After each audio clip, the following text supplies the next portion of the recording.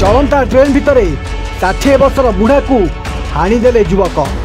Train चलुला train भितर लोक गदा होते किंतु सही चलंता ट्रेन भितर किछि युवक जड़े 60 वर्षीय लोक को हाणी फोपाड़ी देले।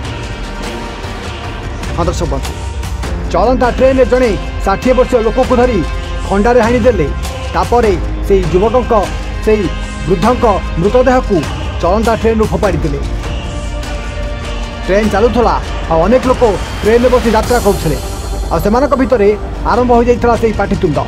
एपटे जड़े 60 वर्षीय लोक को सेपटे 4 ରୁ 5 जन युवक झगड़ा करने प्रथमे आरंभ करदे ता भितर घटीगला एमती एक भयंकर कांड।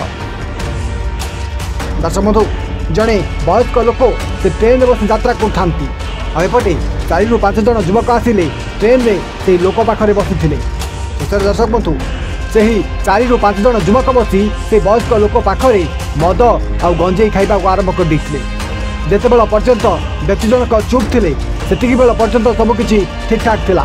जिते व्यक्ति जनक युवक को निशा सेवन करने को बारण करते से आरंभ हो जाता से पाटितुंड।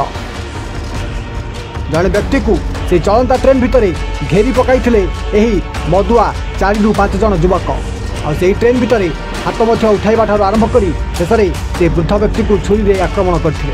दर्शक बंधु सबुठ बड़ कथा होची से युवक माने निज निज बेल्ट खोली से 60 वर्षीय बुढ़ा को पिटिबार लगी।